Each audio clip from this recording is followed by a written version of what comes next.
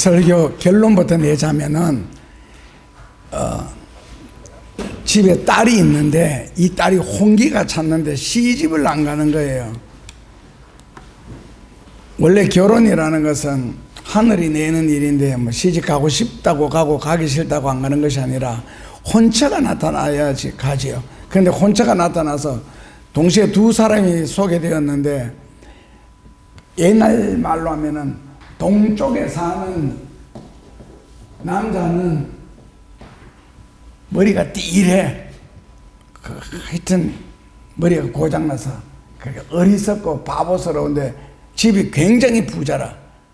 그리고 뭐 죽을 때까지 먹고 살고도 얼마든지 남을 수는 그 정도 엄청난 부잣집에 총각이 나타났고, 그 다음에 옛날 말로 바꾸면 이제 서쪽에서 남자가 하나 소개가 들어왔는데, 이 남자는 똑똑해. 머리도 좋고 인물도 잘생겨서. 그런데 없어도 너무 없어. 그러니까 굉장히 가난해. 그저 뭐 한 끼 풀죽도 못 먹고, 풀죽도 먹었다 해도 다음 끼를 뭐를 먹어야 되느냐 하는 고민을 하는 두 총각이 나타났는데, 그러니까 자기 딸아이한테 어디에 시집 갈래? 물으니까 어디에 시집 갈래요? 너무 가난한데 이 집은 여는 한장로님 같으면 서쪽으로 가겠다. 딸들은 부모는 동쪽으로 가라. 자식은 서쪽으로 가라 하겠고. 근데 이제 결혼해 본 사람들이 하는 대답하고 이 처녀 총각이 하는 대답하고는 좀 다를 것 같은데, 어느 쪽으로 시집 갈래요? 자, 정자 좋은 곳이 있으면 좋은데 지금 제 결혼 실험이었어요. 예, 물 좋고 정자 좋은데. 네, 그러면 좋은데 없다는 거지. 네, 없으니까 물 좋은 데 찾아서 정자는 내가 지면 된다 이렇게 생각했었어요. 제가. 예, 그렇다면은. 그래서 저는 이쪽 서쪽을 택했어요. 옛날에는. 예. 근데 지금 시대는 은수저, 금수저 이게 다 열리니까 할 수 없이 금수저로 가야 하는 게, 제사는 지금 저 사람이 제사를 추적하기는 어려워요. 지금은. 그래서 어디로 시집 보낼래요? 결론은 자기 운명이다. 근데 이거는 엄마 입장이고, 본인은 어느 쪽으로 시집 가고 싶어요? 아니, 이 집사 본인은 어느 쪽으로 시집 가고 싶어요? 박 집사, 전부 다 이 집사, 박 집사가 섞였네. 저 뒤에도 이 집사가 있고 청년들도 있는데. 그래서 그 양쪽에 소개받은 이 아가씨는 뭐라고 대답을 했느냐 하면은,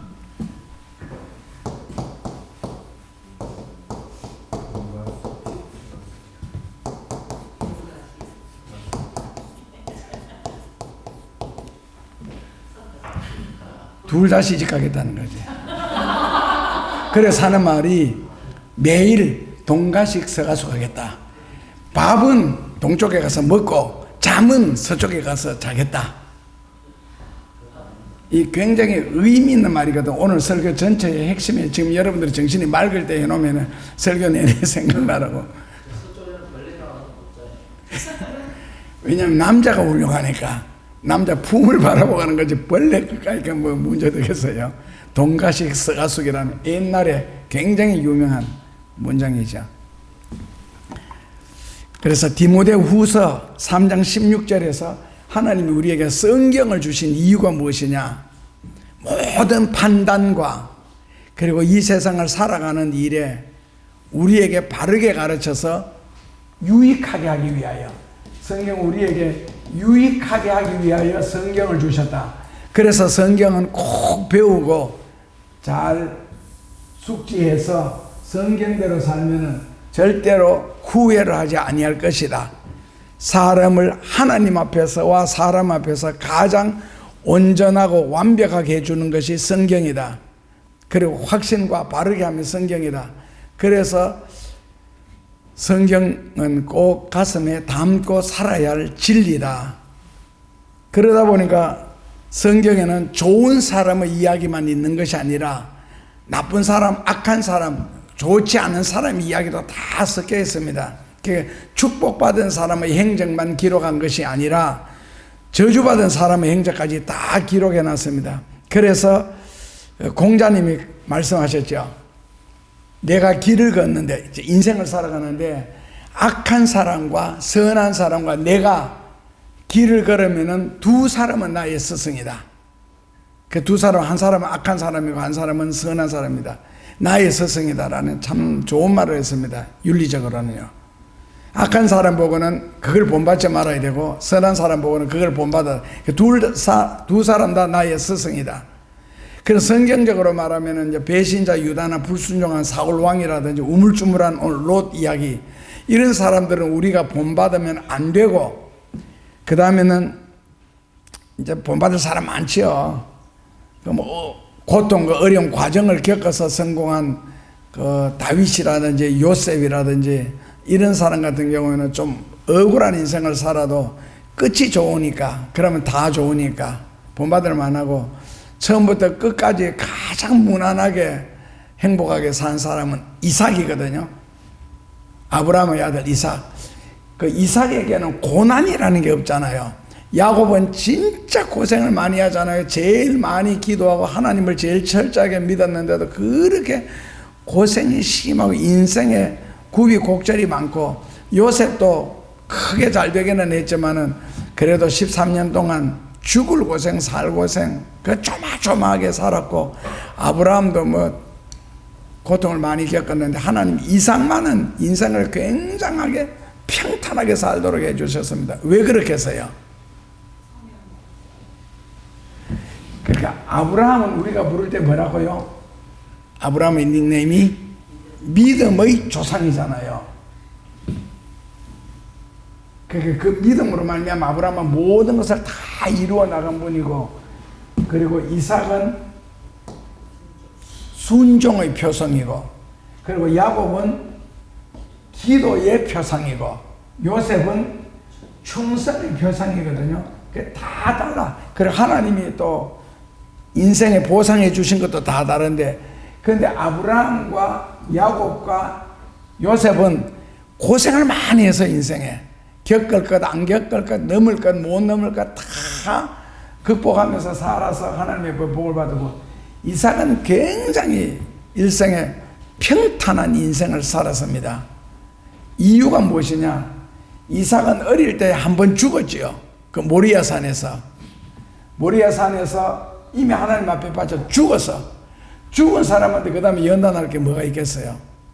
그러니까 하나님이 이삭의 일생을 형통하게 해주셨습니다. 하는 것마다, 일마다, 때마다 이삭을 편들고, 그래서 한 번 죽는 고통을 겪었기 때문에 그렇고, 아브라함이고 야곱이고 요셉은 다 살아서 겪는 고난이라서 그 과정을 통해서 하나님은 축복이라는 걸 보상으로 주셨습니다. 그러니까 야곱은 한번 죽었기 때문에, 이삭은 한번 죽었기 때문에. 그래서 우리가 신구약 성경에서 수많은 인물들이 있죠. 교훈받아야 할 수많은 인물들이 있을 때에 예수님은 그들 중에 한 사람을 꼭 집어가지고 우리에게 그 사람을 본받아라 하지 않고, 하필이면 누구를 생각해라? 하필이면 롯의 철을 생각해라. 롯의 철을 생각해라. 오늘 본문에서 왜 롯의 철을 생각하려 했을까? 좋은 사람을 본받아서 잘 되도록 만들어야 되지. 제일 비참한 인생을 마친 사람 중에 한 명인 롯의 철을 끄집어냈을까? 그것도 롯도 아니고 이름도 없잖아요. 롯의 처. 왜 했을까? 할 때에 거기에는 굉장히 많은 의미가 포함되어 있을 겁니다. 그래서 오늘은 롯에 대해서 분석하라므로 그 옆에 보조를 한 롯의 철을 함께 생각하도록, 그래서 이 시대를 살아가는 우리에게 교훈이 되는 시간이 되었으면 좋겠습니다. 창세기 19장 16절에 보면은 롯의 신앙, 그보다 좀 더 지나친 게 못한 게 롯의 처인데, 그들의 신앙 성격이라 그래야 되나, 신앙의 캐릭터 한마디로 뭐라고 표현했어요? 창세기 19장 16절에서 한마디로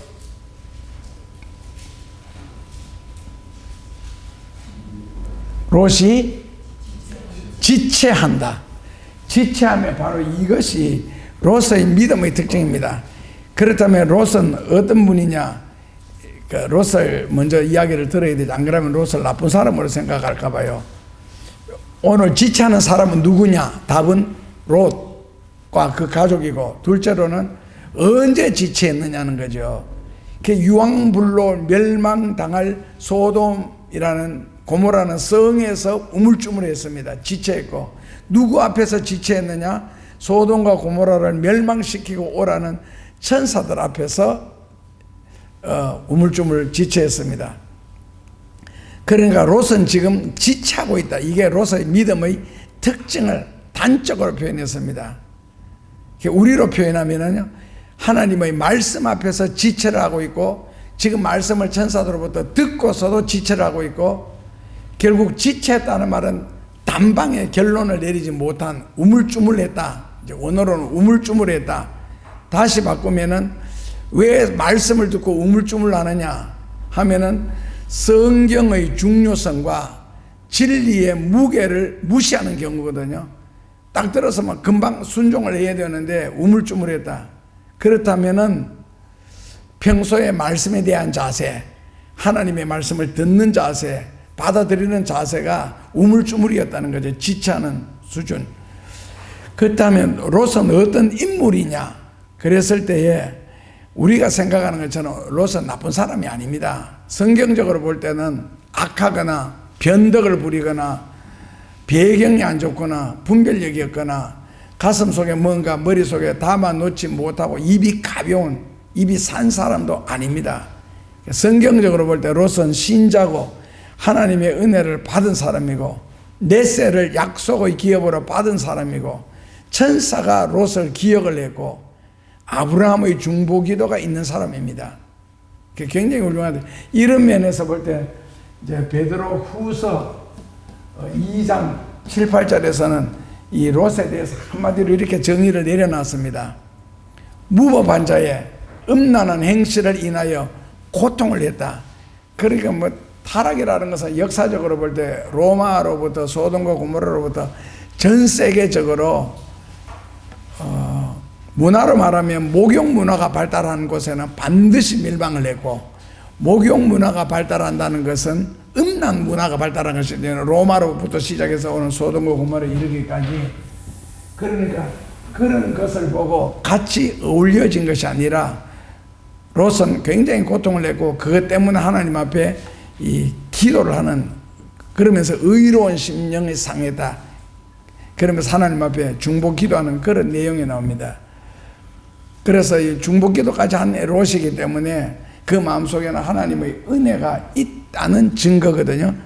그렇다면 소돔이라는 악한 도시에 살면서 다 악한데 뭐 나좀 그게 아니고, 한마디로 말하면 먹이 가까이 있다고 해서 먹물이 묻지 않았다는 겁니다.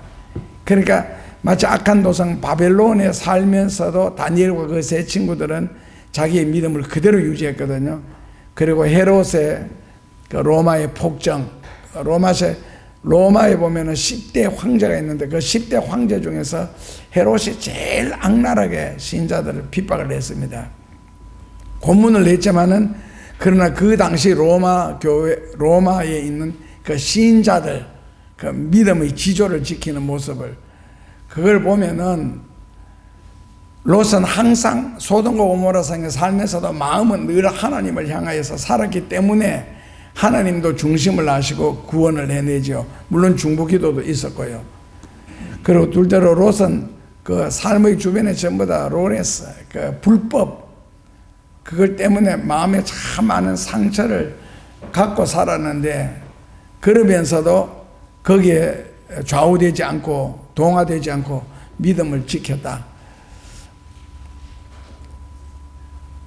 요즘 날씨 굉장히 춥잖아요. 하루 종일 영하로 내려가는데 어젯밤에도 기도실에 상당히 이른 시간에 갔습니다. 어제 토요일이었는데 기도하다가 11시쯤 돼가지고 내려와가지고 이제 나리하고 이 시대적인 이야기를 한참 하고, 그리고 한참 한 게 아니고 1시간 정도 하고, 그 다음에 12시에 다시 기도실에 올라가서 기도하고 성경 보고 예를 들어서 뭐 오늘 설교할 내용을 마음속으로 정리하면서 상당하게 많이 처리를 했는데 그럴수록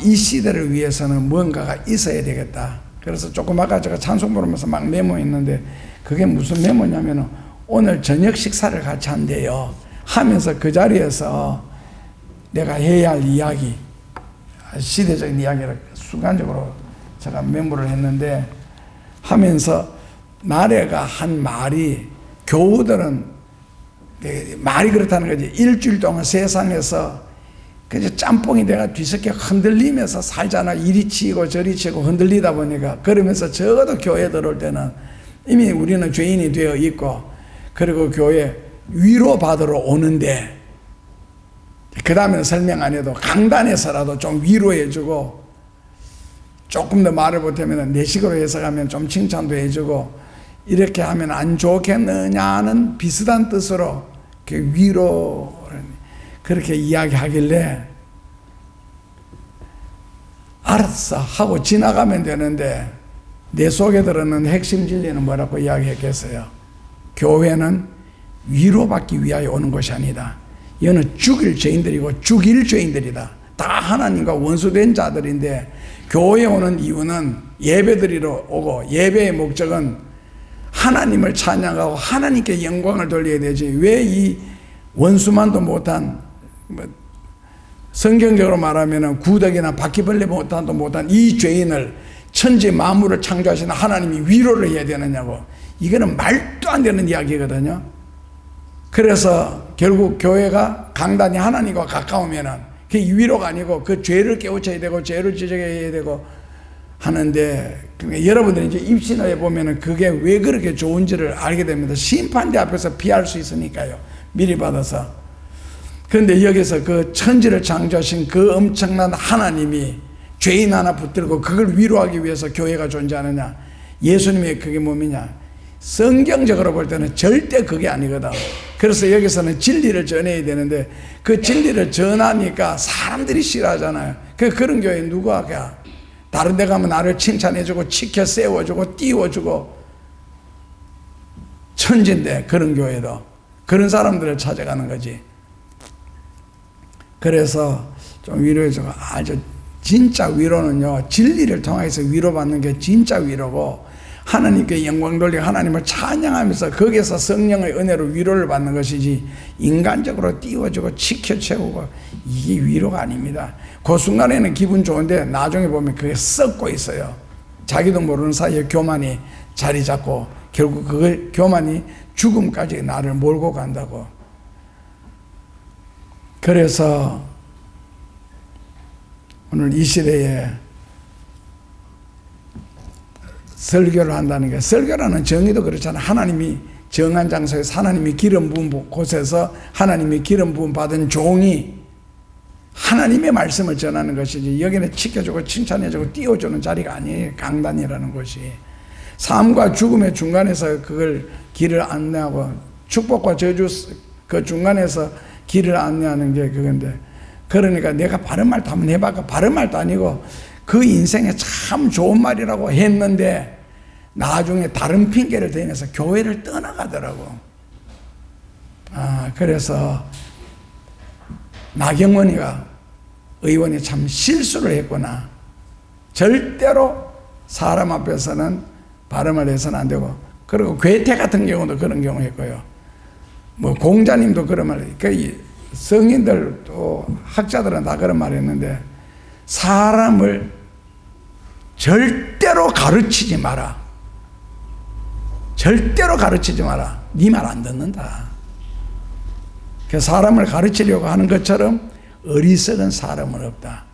근데 저 같은 경우에는 강단에서 진리를 전해야 되는 입장이니까 인간 대 인간으로서 바르게 가르치려고 하는 것은 뭐 말을 어차피 안 들으니까 그리고 내가 그 말을 했을 때 하나님처럼 그 말씀에 능력이 있는 것도 아니고 내가 그 정도로 사회적으로 훌륭한 것도 아니고 똑똑한 것도 아니고 지 먹게 살기도 바빠 죽는 사람이 딴 사람한테 교훈하려고 이건 있을 수 없는 이야기거든.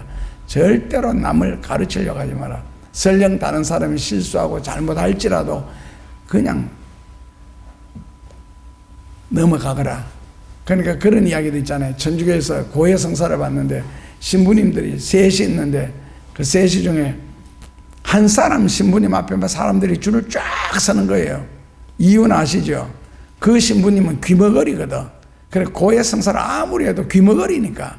그러니까 그 앞에서 줄을 선다고. 그 앞에 줄 서는 이유가 뭐겠어요? 왜 보고 듣고 하는 신부님 앞에는 줄 하나도 안 서겠어요? 그러니까 아무리 목사라도 교인들 앞에서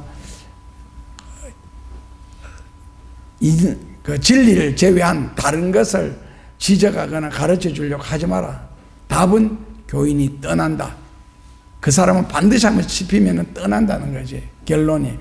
그런데 말은 전부 다 거짓말을 하고 떠납니다.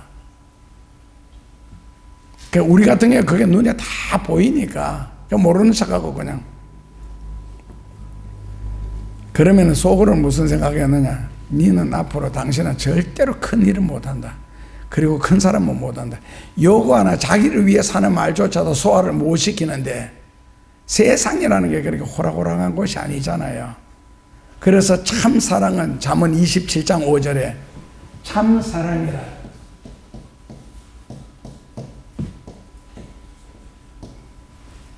얼굴 앞에서 바르게 말해주는 거. 잠언 27장 5절에. 근데 이게 누가 자기 욕 얻어먹어가면서 왜 하겠어요? 나경원 의원이나 하는 거지. 그러니까 성경도 사람은 흠이 있고 부족함이 있다.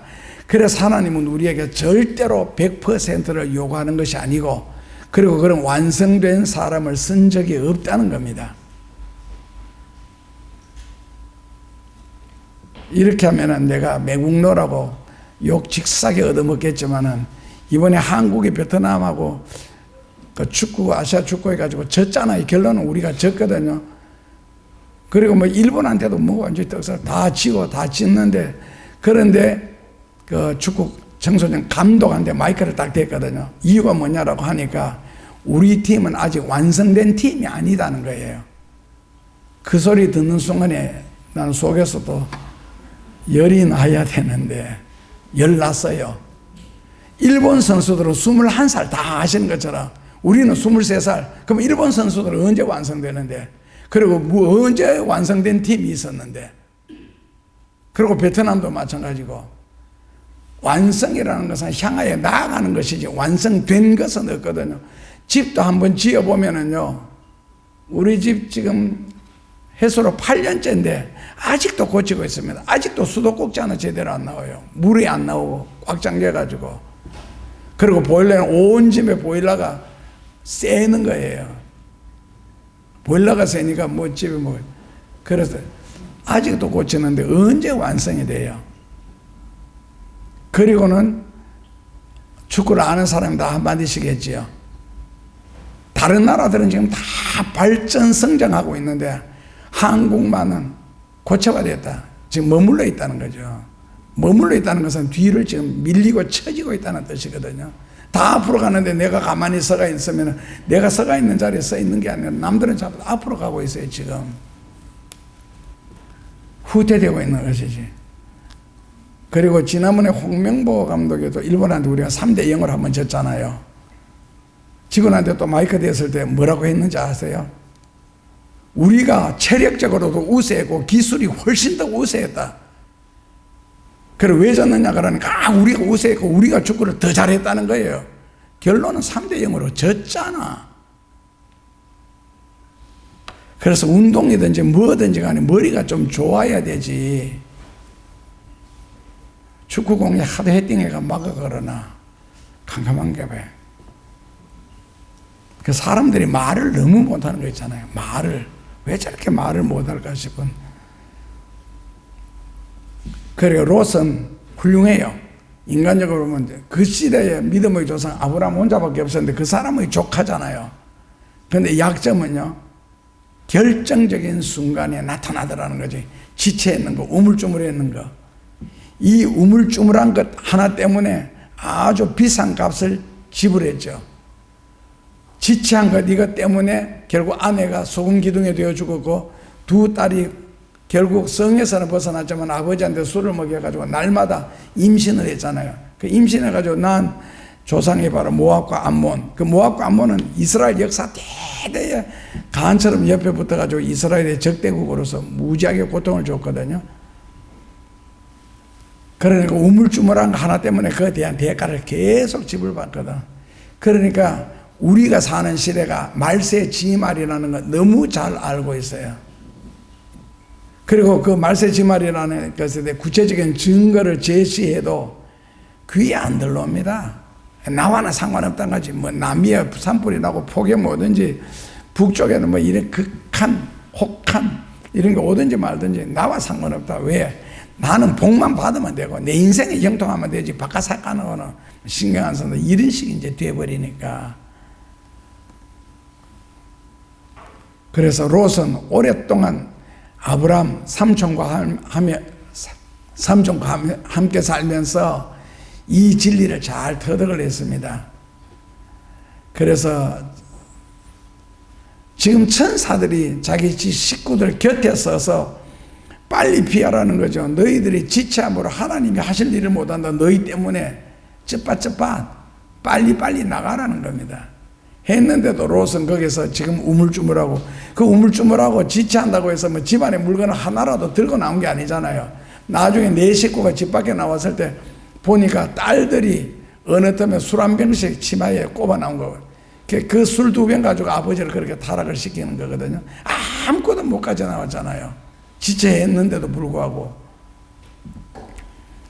그래서 만약에 앞으로 예수님이 만약에 아니고 이제 세상을 심판하실 텐데 세상에 큰 심판을 앞두고는 반드시 이 천사들을 내보냅니다.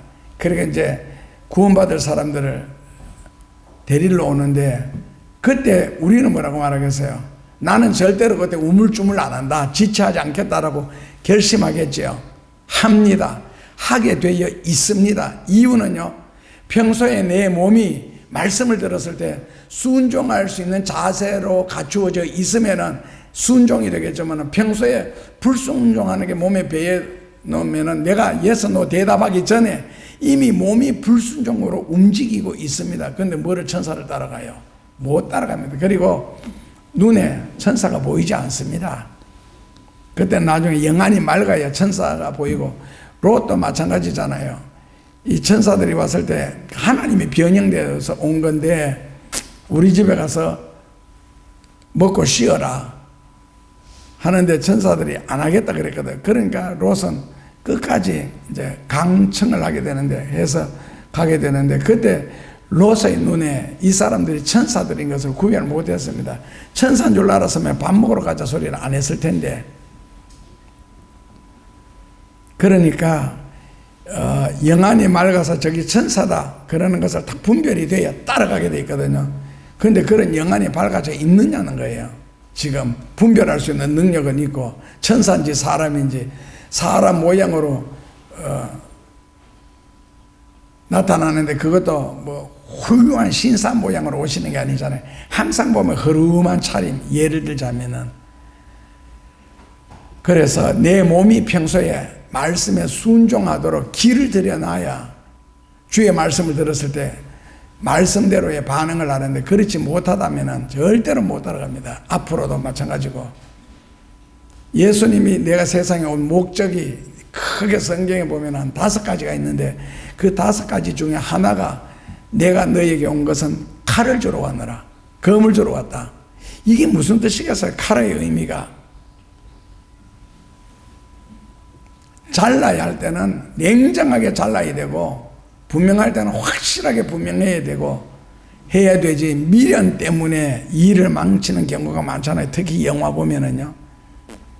그러니까 사람이 불분명하거나 미련을 떠는 것은 시대적으로 합당한 사람이 아니다는 겁니다. 그러니까 평소의 성격이 이러한 부분에서 극명하게 나타날 겁니다. 롯도 마찬가지고요. 평소에는 참 좋은 사람이었잖아요. 하나님의 축복을 받은 사람. 그런데 지금 심판 앞에서 우물쭈물하고 있는 걸 보면은 평소에 남들이 볼 때는 믿음이 좋은 것 같았는데 결론에는 극적인 상황에 부딪혀 보니까 이 믿음이 이제 나타나는 게 있잖아요. 우물쭈물하는 거. 왜 우물쭈물했겠어요? 세상에 대한 예착, 돈에 대한 예착 때문에 우물쭈물하는 겁니다. 그걸 버려야 되고 포기를 해야 되니까. 그래서 롯은 도망가야 할 시간에 머뭇거렸습니다. 그러니까 그 돈 몇 푼 거지려고 우물거리다 결국 아내가 저주받아 소금 기둥이 되어 죽는데, 그렇다면은 예를 들어서 내가 목욕탕을 갔는데 뭐 1,500만 원짜리 코트를 입고 갔다. 여자분들 같으면 그 목욕탕에 불이 났다. 그러면 몸 다 닦고 옷 다 입고 그 비싼 옷 걸치고 나오겠어. 일단 살고 보자. live and see. 일단 바깥으로 먼저 튀어나오겠어요. 지금은 롯이 그 짝이거든요. 롯의 저는 뭐 더 마찬가지고요. 그래서 도망가야 할 시간에 도망 안 갔다. 기도해야 할 사람이 기도해야 할 시간에 기도 안 했다. 충성해야 할 시간에 그 자리에 없었다. 섬겨야 할 직분이 있음에도 피했다.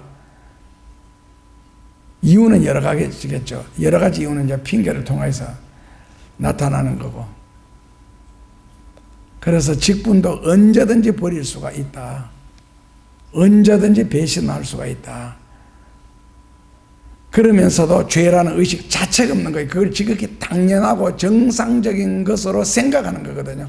이제 그것이 이 시대에 우리의 양심이 문둥병에 걸려서 그렇습니다. 그 감각이 없는 거예요. 손가락이 지금 문둥병, 한센병 때문에 뚝뚝 떨어지는데도 아프질 않으니까. 그리고 우리 양심이 문둥병에 걸리고 나면은요, 내가 죄 짓는 것이 희락이고 즐거움이고 이 죄는 얼마든지 하나님 앞에 용서받을 수 있고 나는 심판 안 받는다라고까지 자기 위로를 하거든요. 받습니다. 철저하게. 그 전에 우리가 이제 회개를 하자는 것인데, 그러니까 사람들은 그 사대주의 사상, 우리나라의 사대주의가 강한데 신앙에도 마찬가지고 강남에 큰 교회 다닙니다. 마치 자기가 그 교회인 것처럼 자기가 아이덴티티를 시켜가지고 스스로를 위로받는 거 있잖아요. 신앙의 내용에 들여다보면 진짜 엉망진창인데 내가 하나님 같으면 망하게 바로 하겠어요. 그러나 기회를 시간적인 줘야 되겠죠. 그러면서도 스스로는 생각하기를 하나님은 나를 사랑하시고 하나님은 나를 택하셨고 하나님은 나와 함께 계신다고 믿고 있는 기가 막힌 신앙. 하나님이 그렇게 한 적 없습니다. 자기가 그렇게 생각할 뿐이지 언제 하나님이 내가 너를 택했다, 내가 너와 함께 있겠다 했어요. 자기가 그렇게 생각할 뿐이지. 그런데 하나님이 정말 나와 함께 하시는지, 하나님이 나를 선택하셨는지 언제 알 수 있어요? 시험 쳐보면 알 수 있습니다. 평소에 대화를 통해서는 혓바닥에 믿음 다 좋잖아요. 근데 시험이라는 게 딱 부딪혀 보니까 이게 이제 본성이 나타나더라는 거지. 믿음, 진짜 믿음인지 가짜인지 나타나더라는 거지. 이 부딪혀 보니까 머뭇거리고 있잖아요. 지체하고 있고. 그러면서도 믿음을 논하고 있고 사랑을 논하고 있다고요. 설교 들을 때는 아멘도 하지만은, 그러나 그 아멘을 한 번도 가슴에 받아들여서 생활 속에서 순종하지는 않더라는 겁니다. 그러니까 설교에 대해서 아멘함으로 마치 후렴구 넣는 것처럼, 안 그래 아멘을 함으로써 자기 믿음이 마치 좋은 것처럼 아멘하면서 즐기더라는 거죠. 그 순종하기 위해서 아멘을 하는 것이 아니라 그냥 즐겨. 이 시간에 요 타이밍에는 아멘을 해야 마치 믿음이 좋은 것처럼 나타나니까. 그러니까 하나님이 그런 사람의 속 중심을 바라본다면은, 뭐 경상도 말로는 앵꼽다 그러는데 서울 말로는 모르겠어요. 그러면서 천국을 믿으면서도 천국 가기를 원치 않는 사람처럼 살고 있고, 지옥에 더럽다는 걸 알면서도 지옥 갈 짓은 하고 살더라는 거지. 그러면서 입으로는 천국을 말하고, 가룟 유다를 욕하면서도 가룟 유다의 행동을 그대로 답습하려고, 마귀를 대적한다, 마귀를 미워한다면서도 항상 마귀 편이 되어가지고 활동을 하고, 인생은 짧다면서도 영원히 살 것처럼. 장차 하나님의 심판과 진노가 반드시 임한다, 그러니까 알면서도 그 가운데서 나는 하나님의 보호를 받는다, 하나님의 불심판과 앞으로 다가올 환난이 우리가 말하는 것처럼 그렇게 호리호리하지 않는데도 불구하고 자기 가족이나 친한 사람들을 절대로 구원할 생각은 하지는 않습니다. 거룩한 신앙생활을 해야 된다. 성경적으로 파고들면 결국 그래야만이 하나님의 온전한 사랑과 앞으로 오시는 날에 구원받을 수 있다. 거룩한 생활을 해야 된다 하면은 그거는 특별한 사람들이나 하는 것이지 우리 같은 소시민들은 그렇게 사는 것이 아니야. 그렇게 살아서 세상을 어떻게 살아? 라고 오히려 반발을 하고 따지고 달려듭니다. 그래서 헌신한다, 희생한다, 양보한다, 봉사한다가 두려운 겁니다. 그래서 섬겨야 할 자리에는 나타나지 않습니다. 남이 나를 섬겨주는 것은 그렇게 좋은데 나는 섬기기가 싫은 거예요. 그러니까 가는 데마다 미움받죠. 가는 데마다 왕따당하고. 언제든지 믿음에 배신할 준비는 되어 있고, 그리고 예배만 끝나면 문 앞에만 나가면 하나님도 짜이찌인입니다. 끝났다는 거죠. 그래서 좁은 문도 넓게 걷고 싶고 세상과 타협을 하고 싶고 자기에게 주어진 십자가는 어떻게 하든지 깎아가지고 가볍게 만들고 싶고 온갖 핑계를 통하여서 사명을 변명으로 넘어가려고 하는 것. 이런 사람들은 전부 다 롯의 형제고 자매고 그의 친구들입니다. 만약에 롯에 나타나서 사업하자 그러면 동업할 사람들입니다. 그 신앙생활에 행복이 없지요. 롯이 위급한 심판 앞에서도 주저한 이유가 뭘까? 왜? 병의 원인을 알아야 치료하는 첫걸음이 되기 때문에. 저는 뉴스 보면서도 이해가 절대로 되지 않는 것 있잖아요. 어디에 불이 났을 때에 그 불이 난 원인이 무엇일까가 뭐 수십 명이 가가지고 조사를 하잖아요. 그 하면은 다 안 돼요. 무엇 때문에 불 났는지 원인을. 이미 불나가 다 탔어. 그렇다면 그 원인을 몰라가지고 지금도 이곳저곳에서 건물들이 온갖 불이 다 납니까? 왜 그 짓을 왜 하지? 예를 들어가 산에 허리를 돌아갈 때 위에서 바위가 떨어져가지고 밑에 지나가는 차가 맞아서 박살났다. 그런 거는 이해가 되죠. 가서 고치면 되니까. 그런데 원인을 알았으면 고쳐야 되는데 불난 원인을 몰라가지고 아직도 불 조사만 하고 다니니까. 원인을 알면 치료의 첫걸음이 되거든요. 그런데 롯이 왜 주저했을까? 답은요, 세상적인 것 때문에. 둘째로, 롯은 처음부터 아브라함을 떠나는 선택은 실수였습니다. 잘못한 거죠. 롯은 아브라함과 함께 살 때가 행복했고, 재산이 많이 늘어져가지고 나중에 아브라함의 종과 롯 자기 종이 붙어 싸웠잖아요. 그럴지라도 싸우면서도 함께 있을 때 축복을 받았고, 함께 있을 때에 하나님의 은혜를 받았고, 그리고 믿음으로 사는 법도 터득을 했는데, 그 믿음의 사람, 능력의 사람을 떠나는 것 자체가 불행의 시작이었습니다. 멸망의 시작이었고, 떠날 사람은 떠나고 멀리할 사람은 멀리해야 되는데 롯은 이기적인 마음 때문에 선택을 할 때 눈이 어두워졌지요. 일단 눈에 보이니까 소돔과 고모라 지역에 나무가 자라고 물이 흐르니까 거기처럼 살기 좋은 중동 땅이 어디 있습니까? 그러니까 인간적으로 살기 좋으니까 일단 거기를 선택하는 것이요. 내가 살기 좋으면 그만이고, 내가 편하면 그만이고, 학군이 좋으면 최고고, 삶의 개척하는 환경이 최고라고. 종교에 뭐 주일 되면 교회 이 교회든 저 교회든 가고 싶은데 아무 데나 가면 되고, 내 믿음 내만 잘 믿으면 되지. 그 말씀의 중요성이라든지 진리의 중요성 전혀 인식하지 않는 거예요. 철저한 타락된 인간의 사고방식에서 잔머리 굴리는 거 있잖아요. 동가식 서가수가 하듯이. 이게 전형적인 잔머리거든.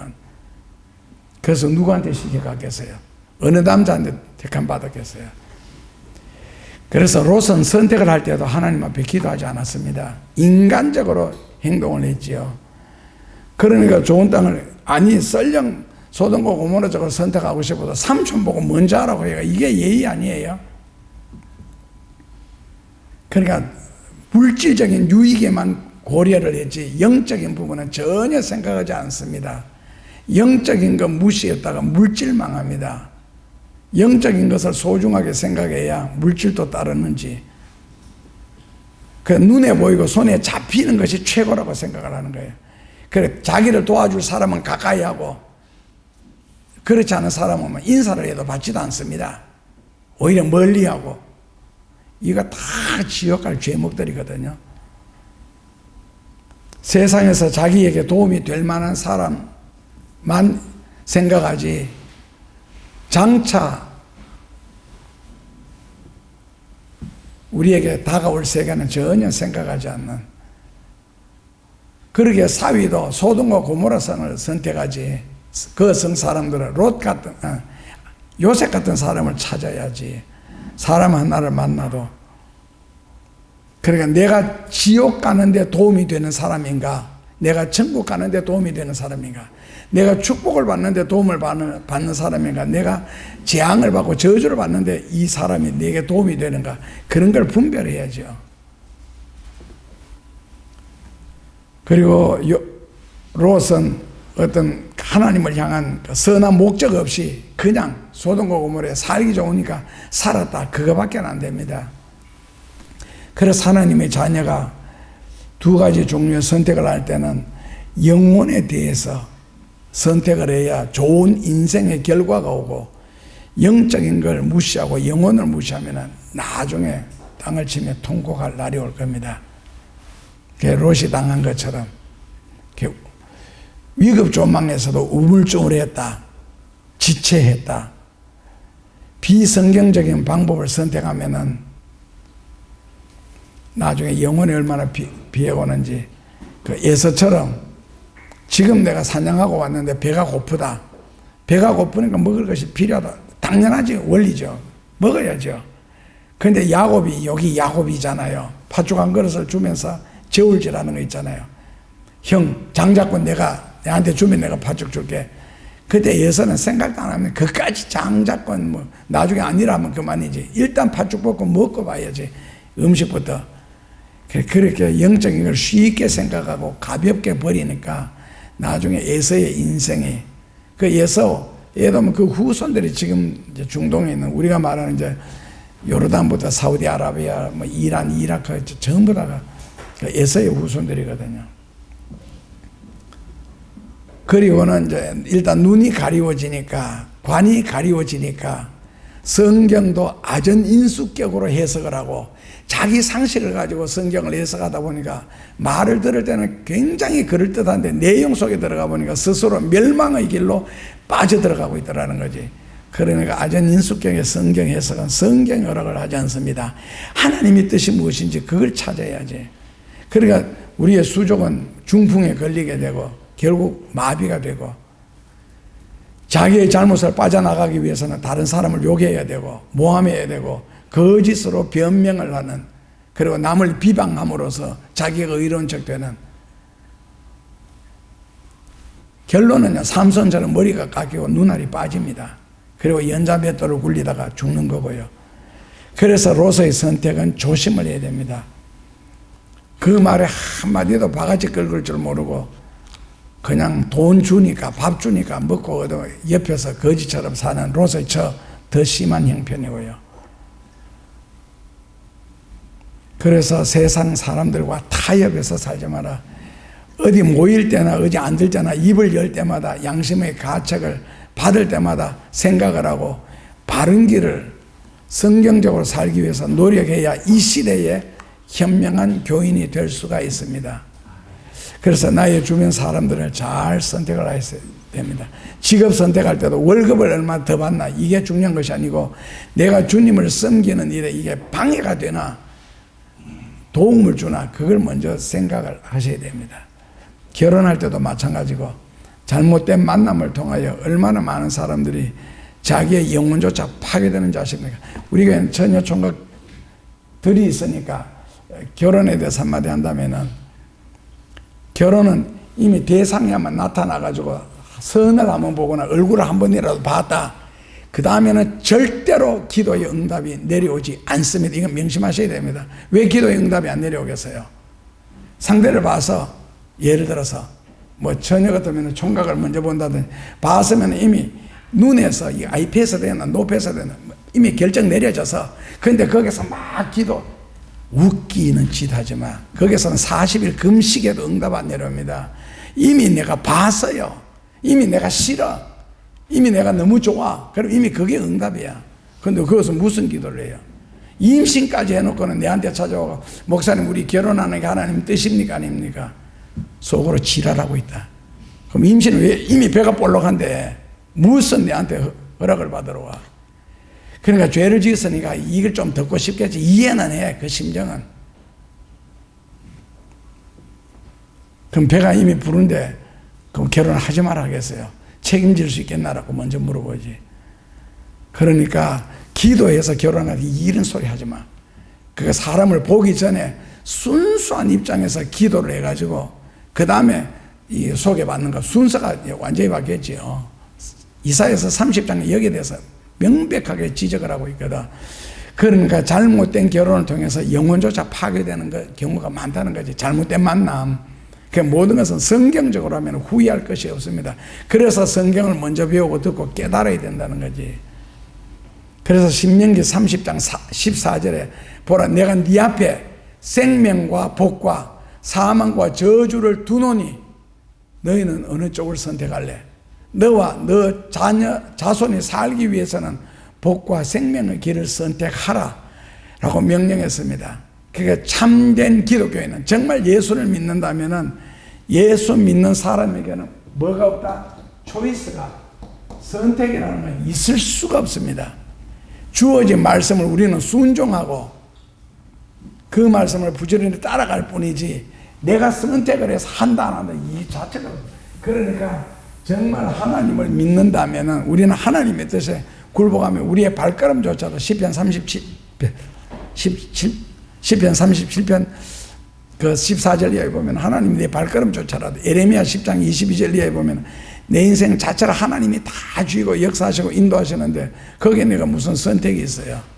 내가 주의를 지키느냐 안 지키느냐 이게 무슨 선택입니까? 뭐 선약이다 선약. 주의를 지키라는 말은 태초부터 하나님이 우리에게 한 약속이거든요. 그러니까 하나님의 자녀들은 선택이 없습니다. 그리고 말씀에 순종할 뿐입니다. 이미 주어진 말씀에. 롯은 결론 아무것도 건지지 못하고 몸만 빠져나왔습니다. 우리 이렇게 위로할 수 있죠. 그래도 구원은 받았지 않느냐? 구원받는 게 그렇게 중요합니까? 하나님의 자녀는 말씀을 순종하고 어떻게 하면 하나님께 영광을 돌릴까? 이걸 고민해야 되지. 겨우 몸이 빠져나오고 구원은.